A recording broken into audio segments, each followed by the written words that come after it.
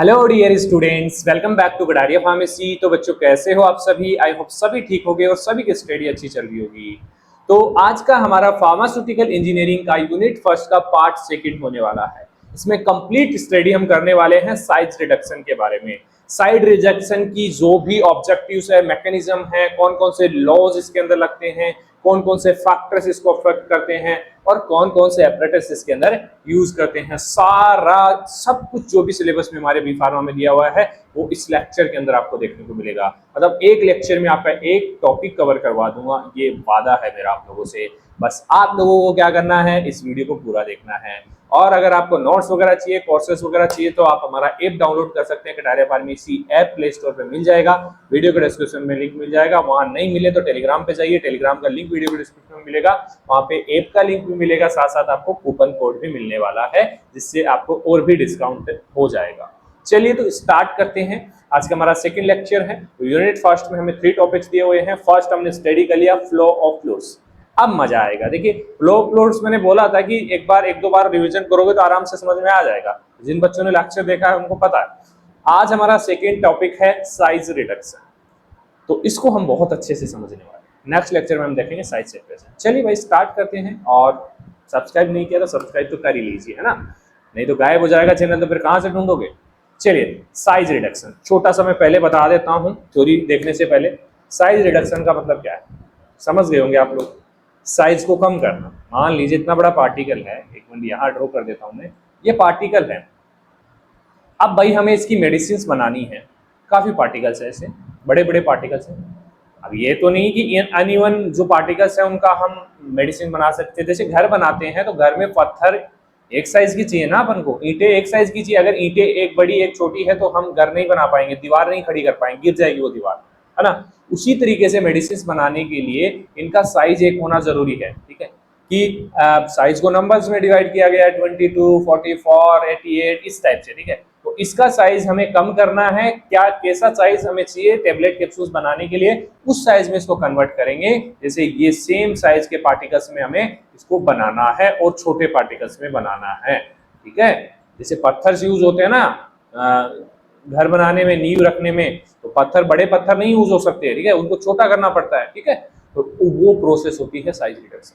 आप समझ गए। अब हम देखते हैं इसको बहुत आसान तरीके से। चलिए भाई डेफिनेशंस की बात करते हैं। Size reduction is a process of breaking down large solid material in smaller particle. Large solid material को स्मॉलर पार्टिकल में कन्वर्ट करने की प्रोसेस को हम बोलते हैं साइज रिडक्शन। और इसको हम कम्युनिएशन या फिर डिम्यूनिएशन भी बोल सकते हैं। क्या? कम्युनिएशन एंड डिम्यूनिएशन, ये दो टर्म है जो साइज रिडक्शन को डिनोट करती है।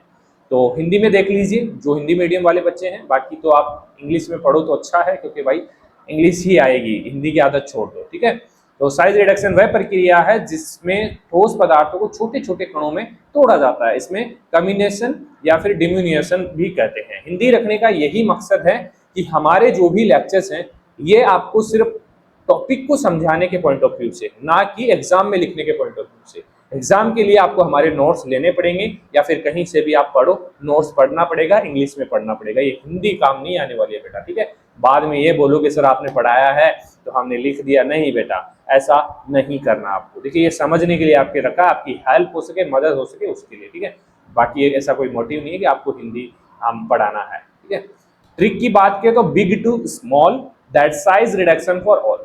ठीक है, ये जरूरी है। Grinding sugar crystal into fine powder. जैसे अब जो हमारा शुगर आता है ना, एक बड़े दाने में आता है, एक छोटे दाने में आता है ना। बड़े दाने से छोटे दाने में उसको पीस के बनाया जाता है, ग्राइंड करके बनाया जाता है। ठीक है, मिक्सचर्स में बनाते हैं या फिर बड़ी बड़ी मशीनों का यूज करके। ऑब्जेक्टिव क्या है भाई साइज रिडक्शन की, क्या जरूरत पड़ी? तो let's remember by 6I formula. 6I formula में क्या है भाई? Increase surface area, surface area बढ़ाने के लिए ड्रग का। इंप्रूव मिक्सिंग, मिक्सिंग को बढ़ाने के लिए बड़े पार्टिकल इजीली मिक्स नहीं हो पाएंगे, छोटे इजीली मिक्स हो जाएंगे। इंक्रीज सोल्यूबिलिटी, ड्रग सोल्यूबल हो जाए इस लिक्विड के अंदर, सॉल्वेंट के अंदर इजीली। बड़े पार्टिकल को सोल्यूबल करना आसान नहीं है, तो मान लीजिए चीनी के बड़े पार्टिकल है उनको पानी में मिक्स करेंगे तो टाइम ज्यादा लगेगा, फिर छोटे पार्टिकल को मिक्स करेंगे तब ज्यादा लगेगा। तो वो सारी चीजें देखी जाती है। इम्प्रूव बायोबिलिटी। अब बायोबिलिटी कैसे बढ़ेगी? बायोबिलिटी आप जानते हैं ना कि जो ड्रग हम ले रहे हैं वो ड्रग ब्लड के अंदर कितना जल्दी जा रही है और कितने अमाउंट में जा रही है। अगर बड़े पार्टिकल होंगे तो पहले वो टूटेंगे, है ना, धीरे धीरे डिसोल्व होंगे, फिर एब्जॉर्ब होंगे, उसके बाद ब्लड में जाएंगे। लेकिन जो पहले से ही टूटे हुए हैं, पहले से ही छोटे पार्टिकल, तो उनको डिसोल्व होने में कम टाइम लगेगा, तो बायोबिलिटी भी इंप्रूव होती है। इंप्रूव स्टेबिलिटी, स्टेबिलिटी भी ऑब्वियसली इंप्रूव होगी। और इंप्रूव एक्सट्रैक्शन, एक्सट्रैक्शन का मतलब है कि कोई भी एक्टिव कंपोनेंट हमें चाहिए, कोई बड़ा पार्टिकल है उससे हमें एक्टिव कंपोनेंट ढूंढने में आसानी होगी या फिर छोटे पार्टिकल से ढूंढने में आसानी होगी, तो इंप्रूव करता है एक्सट्रैक्शन को। These are the objective of size reduction. Simple explanation with example. देखिए, सरफेस एरिया बढ़ेगा, पार्टिकल साइज कम होगा तो सरफेस एरिया बढ़ेगा, क्या होगा? उसकी वजह से फास्टर डिजोल्व होगा, फास्ट डिजोल्व होगा। जो एग्जांपल मैंने दिया चीनी वाला एग्जांपल, जैसे माइक्रोनाइज ग्रीसियोफ्लेविन ड्रग है, तो वो बारीक पार्टिकल्स में कन्वर्ट कर देंगे उसको छोटे पार्टिकल में, तो वो बेटर एब्जॉर्ब होगा, ठीक है। अगर बड़े पार्टिकल में होगा तो एब्जॉर्ब नहीं होगा। दूसरा है यूनिफॉर्म मिक्सिंग। कैसे? Smooth tablet blending. अगर बड़े पार्टिकल हैं तो उनको हम ब्लेंड करना इजीली मिक्स नहीं कर पाएंगे, लेकिन अगर छोटे पार्टिकल है तो इजीली मिक्स कर सकते हैं। बेटर एक्सट्रैक्शन मतलब मोर drug extracted from herbs. Herb जो मटेरियल है, रॉ मटेरियल है, वहां से हम बेटर ड्रग को एक्सट्रैक्ट कर सकते हैं, ज्यादा अमाउंट से कम अमाउंट के अंदर, ठीक है। तो ट्रिक है भाई, smaller the particle smaller the medicine. भाई जितने छोटे पार्टिकल होंगे उतनी हमारी स्मूथ मेडिसिन बनने वाली है। तो this are the objective of size reduction. I hope आपको समझ में आया होगा। आगे है मैकेनिज्म, कैसे काम करता है भाई, कैसे हम साइज रिडक्शन करते हैं। तो size reduction occur due to 4 main forces. भाई किसी भी चीज को हमें छोटे पार्टिकल में तोड़ना है तो फोर्स तो लगाना पड़ेगा। किस किस टाइप का फोर्स लगता है वो हम यहाँ पे देखेंगे। फर्स्ट है कंप्रेशन, कंप्रेस किया जाएगा। इंपैक्ट, हथौड़े के जैसे थोड़ा मारते हैं तो इंपैक्ट पड़ता है ना। एट्रिएशन, घुमाया जाएगा। कटिंग, काट देंगे। ये 4 मेथड आपको याद रखने हैं। साइज रिडक्शन 4 मुख्य बलों के कारण होता है। फर्स्ट, दाब, दबाएंगे तो क्रैश हो जाएगा। प्रहार करेंगे मतलब हथौड़े जैसा मारते हैं तो इंपैक्ट होगा। घर्षण, ऐसे रगड़ेंगे जैसे स्पैचुला, सॉरी स्पैचुला नहीं, आपने मोटर पिस्टल का यूज किया होगा ना लेबोरेटरीज के अंदर मिक्सिंग करने के लिए, उसमें घर्षण होता है, तभी तो पार्टिकल छोटे पार्टिकल में कन्वर्ट होते हैं। इसके अलावा काटना, कटिंग, ठीक है। ये 4 मेन प्रोसेस होती हैं साइज रिडक्शन के लिए। तो ये टेबल आपको याद रख लेनी है। कंप्रेशन, प्रेशर क्रशिंग, प्रेशर के साथ क्रश किया जाता है पार्टिकल। और एग्जांपल देख लेना कौन कौन से एपरेटस यूज होते हैं जिनको आगे हम देखने वाले हैं। रोलर मिल लार्ज स्केल पे, स्मॉलर स्केल लेबोरेटरी स्केल की बात करें, टेस्टिंग की बात करें तो मोटर पिस्टल ये आपने यूज किया होगा, ठीक है। इसमें भी कंप्रेशन लगता है। कंप्रेशन कैसे लगता है? मतलब कि दाब लगता है, ऐसे दबा दबा के भी कर सकते हैं और ऐसे घुमा घुमा के भी कर सकते हैं, कैसे भी कर सकते हैं जो आप सुटेबल हो। इम्पैक्ट, स्ट्राइकिंग फोर्सेस, जैसे हथौड़ा मारते हैं ना, हैमर, हैमर व्हील होता है, एक बॉल व्हील होता है, इनके बारे में भी हम देखेंगे। एट्रीशन, फ्रिक्शन या रबिंग, रगड़ना या फ्रिक्शन लगाना, ठीक है। फ्लूइड एनर्जी मिल के अंदर ऐसा होता है, बाकी मोटर पिस्टल के अंदर भी ऐसा होता है, ठीक है। कटिंग की बात करें तो 7 ब्लेड्स का यूज किया जाएगा जिसकी वजह से कट होगा, तो उसका नाम है कटर मिल। ये सारे मील्स के बारे में हम आज के इस लेक्चर में स्टडी करने वाले हैं, तो लेक्चर में एंड तक जरूरी रहना, ठीक है, क्योंकि एंड तक जो बच्चा बना रहेगा उसका सारे डाउट्स क्लियर हो जाएंगे और जो बीच में छोड़ के चला गया उसका कुछ नहीं होने वाला, ठीक है। तो अगर बी फार्मा करना है, अच्छे मार्क्स से करना है और नॉलेज भी लेना है तो आप इस चैनल को ज्वाइन कर सकते हैं, अन्यथा कोई भी जरूरत नहीं है। क्योंकि भाई जब आप वैल्यू नहीं दोगे किसी चीज को तो आपको भी वैल्यू नहीं मिलेगी बेटा। बाकी जो बच्चे हमारे साथ जुड़े हुए हैं दिल से मन से, हम उनके साथ हमेशा रहेंगे, ठीक है। लॉ गवर्निंग साइज रिडक्शन, कौन कौन से लॉज अप्लाई होते हैं, लॉज याद रख लेना। फर्स्ट है किक्स लॉ और कोर्स क्रशिंग। कोर्स मतलब फाइन पार्टिकल्स हमें बनाने हैं तो उसके लिए एनर्जी जो लगती है वो डायरेक्टली साइज रिडक्शन रेशियो के बराबर होती है। जितनी एनर्जी लगाएंगे उतना ही साइज रिडक्शन होगा। एग्जांपल जैसे breaking big crystal into small pieces, these are the basically law इसके अंदर लगता है किक्स लॉ, ठीक है। उसके बाद आता है Rittinger's law for fine grinding.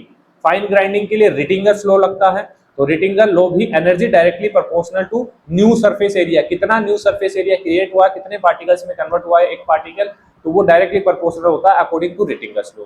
Example की बात करें तो powdering of drug for inhalation, inhalation के अंदर बहुत फाइन पाउडर हमें बनाया जाता है, ठीक है। इसके बाद आता है बॉन्ड्स लॉ, तो ये फॉर इंटरमीडिएट क्रशिंग, बीच का जो पार्टिकल चाहिए हमें इंटरमीडिएट क्रशिंग के लिए यूज होता है। इसमें कॉम्बिनेशन ऑफ किक्स प्लस रिटिंगर दोनों लॉ को एक जगह अप्लाई किया जाता है बॉन्ड्स लॉ के अंदर, ठीक है, यूज इन इंडस्ट्रियल कैलकुलेशंस। तो ये ज्यादा डीपली हमें नहीं जाना है, ठीक है। Trick for remember, Kick's law coarse, Rittinger law refined fine powder और B Bond's law between intermediate, ठीक है, इतना आप याद कर लेना इसको, बाकी नोट्स में आपको डिटेल में मिल जाएगा। बात करें फैक्टर अफेक्टिंग साइज रिडक्शन, कौन कौन से ऐसे फैक्टर हैं जो साइज रिडक्शन को अफेक्ट कर सकते हैं, प्रॉपर साइज रिडक्शन नहीं होने देंगे। फर्स्ट है हार्डनेस, अगर पार्टिकल ज्यादा हार्ड है तो उसके लिए ज्यादा एनर्जी की रिक्वायरमेंट पड़ेगी, ठीक है, इजीली तोड़ नहीं पाएंगे उसको, हार्डर मोर एनर्जी, जैसे कि सिलिका हार्ड होता है, सल्फर सॉफ्ट होता है। टफनेस, टफ है, फाइबरस है, फाइबर को तोड़ना बहुत आसान नहीं होता, डिफिकल्ट होता है, जैसे कि जिंजर है, जिंजर को हम कूटते हैं ना चाय बनाने के लिए, तो कितना फोर्स लगाना पड़ता है ना, बार बार कूटना पड़ता है, फिर भी वो अलग नहीं हो पाते क्योंकि उसके अंदर फाइबर्स होते हैं, ठीक है। लिक्यूरिस है। मॉइस्चर्स की बात करें, अगर मॉइस्चर 5 to 10% से ज्यादा है तो दिक्कत हो सकती है भाई, जितना ज्यादा गीला होगा उसको तोड़ना बहुत कम हो जाएगा, इजी नहीं होगा। टू वेट, स्टिकी हो सकता है, चिपक सकता है। टू ड्राई, डस्टी हो सकता है, तो मीडियम होना चाहिए, थोड़ा बहुत मॉइस्चर भी होना चाहिए। स्टिकनेस, अगर स्टिकनेस है तो चिपक जाएगा भाई, वो गम है, रेजिन स्टिक टू मील के साथ ही चिपक जाएगा, तो फिर कहां से साइज रिडक्शन होगा। तो नीड कूलिंग और क्लीनिंग, ठीक है, दोनों की जरूरत पड़ती है। सॉफ्टनिंग और मेल्टिंग पॉइंट कितना है, कितने पॉइंट पे मेल्ट हो रहे हैं, मेल्ट ड्यू टू हीट, अगर भाई ज्यादा हीट हो गया किसी भी प्रोसेस के अंदर तो वहां पे वो मेल्ट हो जाएंगे, तो फिर कहां से साइज रिडक्शन होगा, उसके लिए अलग से फिर पता होगा, तो हम अलग से एपरेटस यूज करेंगे। कैम्फर है, जैसे क्रायोजेनिक ग्राइंडिंग, इसकी क्रायोजेनिक ग्राइंडिंग चाहिए, मतलब इसमें जहां पे हीट जनरेट ना हो ऐसी ग्राइंडिंग इसकी चाहिए, ठीक है। मशीन टाइप्स, बॉल मिल, हैमर मिल, किस टाइप का है वो भी फैक्टर अफेक्ट कर सकता है भाई, किस चीज के लिए क्या यूज करना है, अफेक्ट इफिशियंसी को, ठीक है। तो अब according to product machine choose करना होता है, ठीक है। तो hard tool make smooth medicine, ठीक है।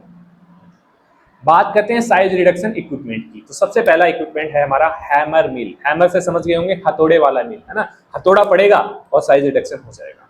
कैसे होगा, डेफिनेशन देखते हैं। Hammer mill is A size reduction equipment that work on the principle of impact.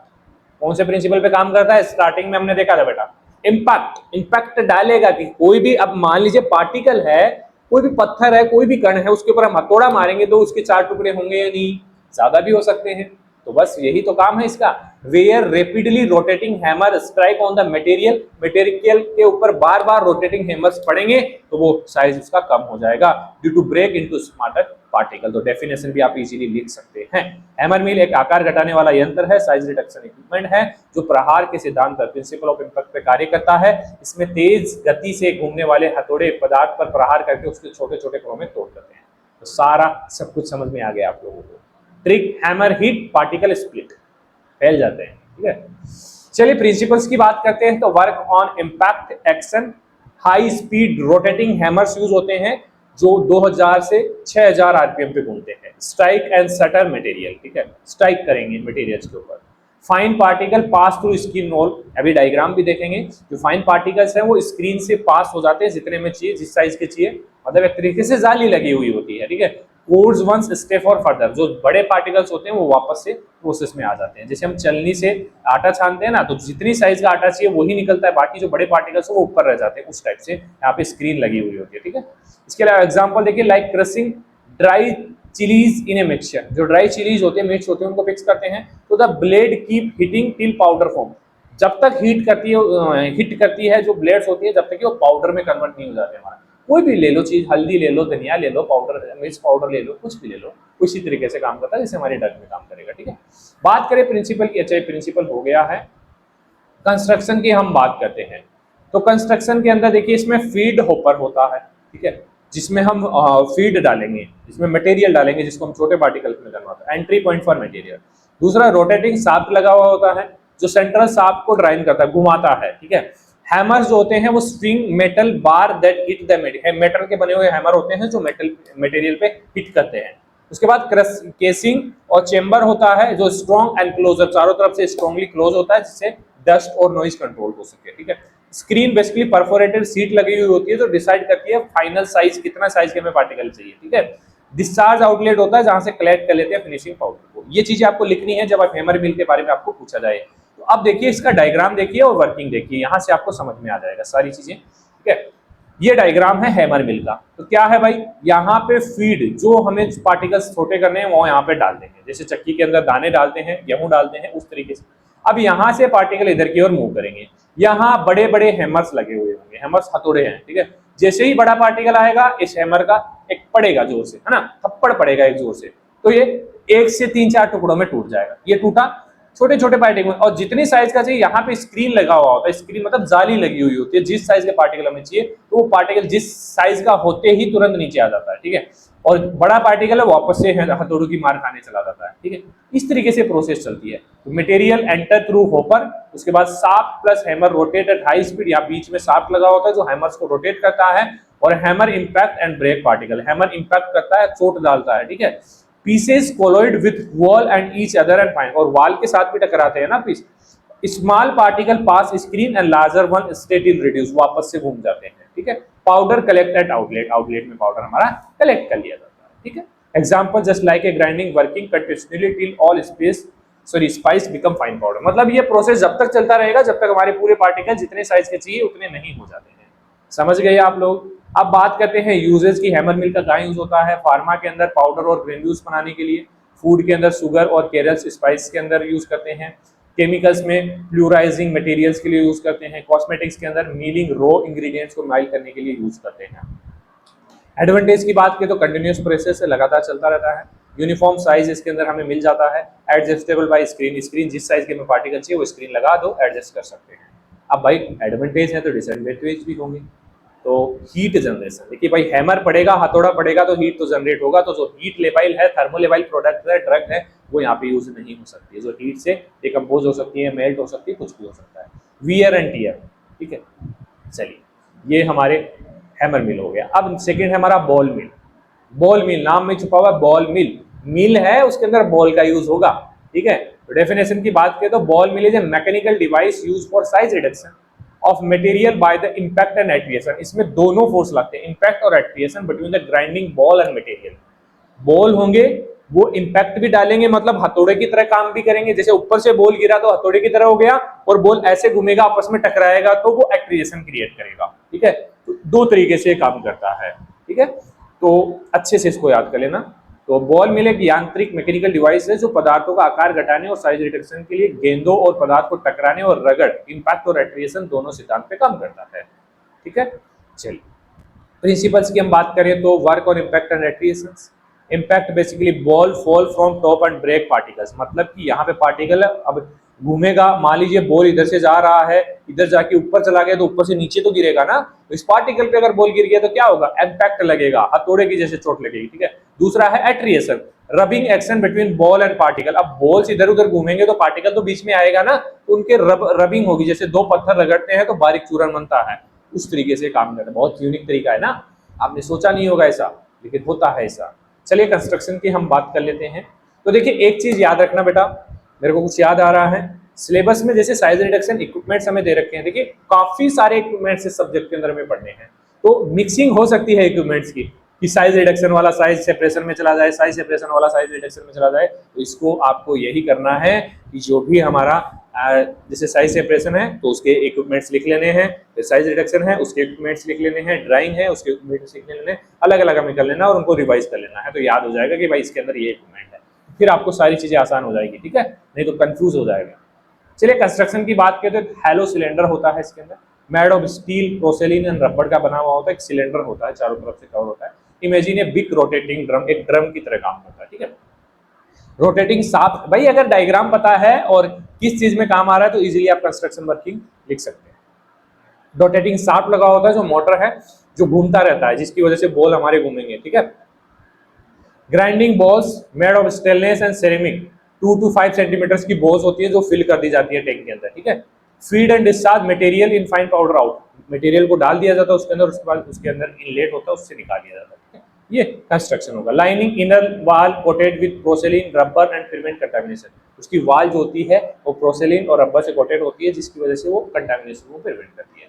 Example जैसे in pharma labs ball mill use to grind paracetamol powder before tablet making, कोई भी powder हो सकता है, ये एग्जांपल लिया हमने पैरासीटामोल पाउडर। ये देखिए डायग्राम, ये हमारा एक टैंक है, इधर से हमें फीड डालना है, ठीक है। अब ये पूरा टैंक रोटेट करता है बेटा, ये ओनली बॉल्स रोटेट नहीं करते, यहाँ पे पूरा टैंक ही रोटेट करेगा, जिसके अंदर बॉल रखी हुई है, मान लीजिए बॉल रखी हुई है और यहाँ से हमने जो भी मटेरियल जिसको छोटे पार्टिकल में कन्वर्ट करना है वो हमने डाल दिया इसमें, ठीक है। अब क्या होगा, ये जो टैंक है वो ऐसे घूमेगा। यहाँ पे रोटेटिंग शाफ्ट इसके लगा हुआ है जो इसको घुमाएगा। अब रोटेटिंग घूमेगा तो बॉल भी घूमेंगे, बॉल ऊपर जाएंगे तो नीचे भी गिरेंगे और आपस में भी टकराएंगे, तो इम्पैक्ट और रेडिएशन दोनों जनरेट होंगे। ठीक है, तो यहाँ पे हमारा जैसे ही फाइन पाउडर होगा तो हम इसे नीचे से निकाल लेंगे। समझ गए आप लोग? डायग्राम अच्छे से बना देना, डायग्राम बनाओगे तो अच्छे मार्क्स आपको मिल जाएंगे। ठीक है, वर्किंग की बात करें तो सबसे पहले मटेरियल प्लस बॉल, बॉल है, मटेरियल डाल दिया, फिल इनटू रोटेटिंग ड्रम। उसके बाद drum rotate at fix speed, critical speed होती है। Ball go up and whole, go ऊपर जाएगी, नीचे गिरेगी, इंपैक्ट लगेगा। ठीक है, उसके बाद वाइल रोलिंग, जैसे रोल करेगी बॉल तो एट्रिएशन रबिंग लगेगा, तो ये दोनों फोर्स लगेंगे तो ऑब्वियसली हमारा पार्टिकल छोटा हो जाएगा, पार्टिकल साइज रिड्यूस होगा, फाइन पाउडर रेडी हो जाएगा। ठीक है, तो यूजेज की बात करें तो फार्मा टेबलेट और कैप्सूल्स पाउडर बनाने के लिए, पेंट्स पिगमेंट्स बनाने के लिए, सेरेमिक्स में पोर्सेलिन पाउडर बनाने के लिए और केमिकल फाइन ग्राइंडिंग के लिए। एडवांटेज की हम बात करें तो fine powder and large capacity इसकी होती है। ठीक है, और डिसएडवांटेज स्लो है, एनर्जी कंज्यूमिंग ये होता है। देखिए हर चीज का डिसएडवांटेज होता है एडवांटेज के साथ साथ। चलिए नेक्स्ट है फ्लूइड एनर्जी मिल, इसको हम जेट मिल भी बोलते हैं, जेट की तरह काम करता है, मतलब प्रेशर हाई होगा इसके अंदर। तो fluid energy mill is a device use for ultra fine, बहुत कम साइज के पार्टिकल हमें चाहिए, अल्ट्रा साइज के, तो हम इसका यूज करते हैं। Of material by impact and attrition, इसके अंदर भी इंपैक्ट और एट्रिएशन दोनों फोर्सेस लगते हैं। यूजिंग हाई वेलोसिटी एयर, बहुत जेट इंजन के अंदर आपने देखा है ना, बहुत फास्ट एयर होती है। ठीक है, अगर उसके सामने चला जाओ तो वो आपको भी खींच लेगा, उसके सामने कोई नहीं आता है। ठीक है, जेट इंजन कचरा कर देता है तुरंत। एयर और स्टीम, स्टीम और एयर दोनों अप्लाई होती है विदाउट एनी मूविंग पार्ट्स, कोई भी मूविंग पार्ट्स इसके अंदर नहीं होता, ओनली हाई वेलोसिटी एयर इसके अंदर यूज होती है। ठीक है, फ्लूइड एनर्जी में एक ऐसा यंत्र है जो तेज गति वाली हवा या भाप, एयर या स्टीम की मदद से इंपैक्ट और एक्ट्रिएशन के सिद्धांत पे बहुत महीन कण अल्ट्राफाइन पार्टिकल बनाता है। इसमें कोई चलने वाला भाग ही नहीं होता है बेटा, ठीक है, सिर्फ एयर होती है ना यूनिक। प्रिंसिपल की बात करें तो work on impact attrition using high speed air and steam. Impact की बात करें तो पार्टिकल हिट ईच, अब भाई एयर में आएंगे तो पार्टिकल अपने आप टकराएंगे एक दूसरे से। ठीक है, उसके बाद एट्रिएशन, पार्टिकल रब अगेंस्ट वॉल, अब पार्टिकल वॉल से भी टकराएंगे, है ना, जैसे ही प्रेशर आएगा तो अपने आप से भी टकराएंगे और वॉल से भी टकराएंगे, वॉल से टकराएंगे तो एट्रिएशन क्रिएट होगा। Part produce ultra fine powder less than 10 micrometer. ठीक है, इसके लिए यूज करते हैं। कंस्ट्रक्शन की हम बात करें तो ग्राइंडिंग चेंबर होता है इसके अंदर, कोनिकल या सिलेंड्रिकल, ये पूरा सिलेंड्रिकल या कोनिकल एक चेंबर होता है made of stainless steel, nozzles लगे हुए होते हैं, इंजेक्ट हाई प्रेशर एयर और स्टीम टेक्नेंशियली टू क्रिएट वॉटेक्स, ये नीचे यहाँ पे एयर सुपर हीटेड स्टीम्स लगे हुए होते हैं, यहाँ से एयर हमारा जाता है बहुत फास्ट, है ना। उसके बाद देखिए इधर फीड इनलेट है, यहाँ से फीड हम डालते रहेंगे, इधर से वेंट्यूरी इजेक्टर है, ये आगे धकेलेगा, जैसे ही यहाँ पाउडर आएगा पार्टिकल्स आएंगे, यहाँ से बहुत फास्ट एयर लगेगा तो ये ऊपर की ओर जाएंगे, ये दीवार से भी टकराएंगे और ऊपर टकराएंगे, जैसे ही ये घूमते रहेंगे ऐसे हवा में जब तक छोटे नहीं हो जाते, और जैसे ही छोटे होंगे तो इधर से निकल जाएंगे बाहर की ओर। ठीक है, और बड़े होंगे वो वापस से घूमते रहेंगे। समझ गए आप लोग? चलिए भाई, बहुत अच्छी बात है। तो nozzles inject high pressure air and steam to create a vortex. उसके बाद फीड ऊपर से मटेरियल एंटर करेगा सेंटर के अंदर। ठीक है, सेंटर में आया, classifier separate fine and coarse particle, यहाँ पे क्लासिफायर होता है जो छोटे पार्टिकल्स को इधर निकाल लेता है, बाकी बड़े पार्टिकल वापस भेज देता है। आउटलेट फाइन पाउडर कलेक्ट कर लिया जाता है, यहाँ पे बीच में आउटलेट इसके लगा हुआ होता है। इजी है, डायग्राम भी बना दोगे आप लोग। Use to make inhalation powder, देखिए इनहेलेशन पाउडर बहुत बारीक होते हैं, अल्ट्रा साइज के होते हैं, जैसे साल्बुटामॉल फॉर अस्थमा, तो इनहेल करना है ना उसको, भाई पार्टिकल साइज तो कम होनी चाहिए ना, उसके लिए हम यूज करते हैं इसका, जेट का।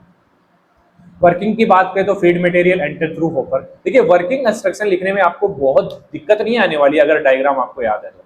High speed air stream from nozzle create circular motion vortex, particle collide impact and rub attrition दोनों फोर्सेस लगेंगे। Fine particle move with air passes through classifier and corrected, coarse particle remain ground again, वापस से ground में आ जाएंगे और वापस से चलते रहेंगे। ठीक है, यूजेज की बात करें तो फार्मा में for inhalation powder antibiotic vitamin के लिए यूज होते हैं, food for fine sugar and spice के लिए यूज होते हैं, केमिकल्स पिगमेंट और डाई बनाने के लिए यूज होते हैं, लैब में फॉर माइक्रोनाइज रिसर्च सैंपल्स के लिए यूज होते हैं। एडवांटेज की बात करें तो ultra fine powder less than 10 micrometer में मिल जाएगा, इससे नो कंटामिनेशन। डिसएडवांटेज की बात करें तो एक्सपेंसिव है, थोड़ा ज्यादा एक्सपेंसिव होगा, हाई एनर्जी इसके अंदर यूज होगी, क्योंकि भाई हाई एनर्जी हमें एयर भी तो चाहिए हाई पावर वाली। डेफिनेशन आगे हमारा एज रनर मिल, एज रनर मिल मतलब भाई इसमें हैमर्स होंगे लेकिन वो एज की तरह काम करेंगे, वो डायग्राम से आपको समझ में आएगा।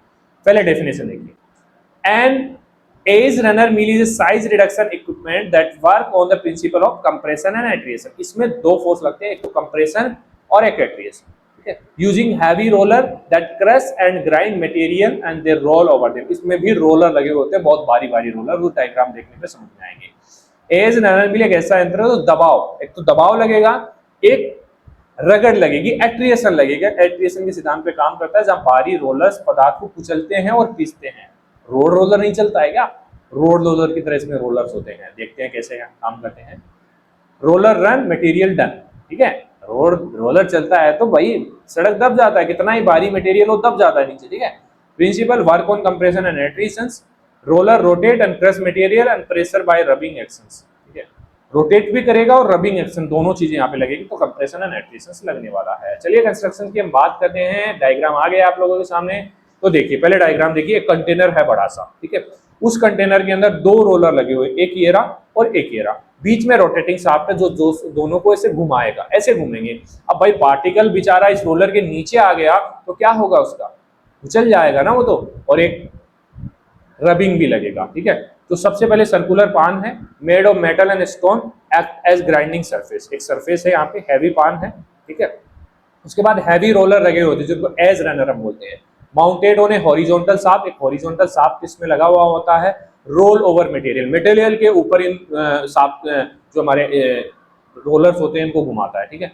Scrapers basically push the material back under roller. इसमें स्क्रैपर्स भी लगे होते हैं, जो क्या होता है कि जैसे मटेरियल इधर उधर हो गया तो उसको रोलर के नीचे करेगा, ठीक है।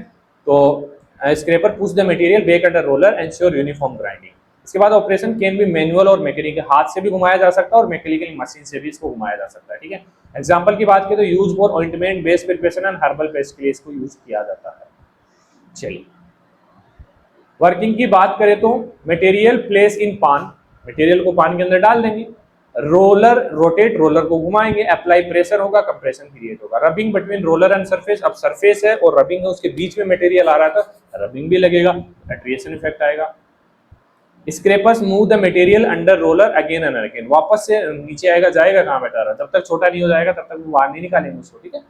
ग्राइंडिंग कंटिन्यूटी यूनिफॉर्म, जब तक हमारा फाइन पार्टिकल हमें नहीं मिल जाता तब तक उसको वापस से घुमाते रहेंगे। जैसे आपने देखा है कभी कच्ची घानी का जो तेल निकलता है, सरसों का तेल निकलता है, वो कैसे निकलता है, इस तरीके से निकलता है वो, ठीक है।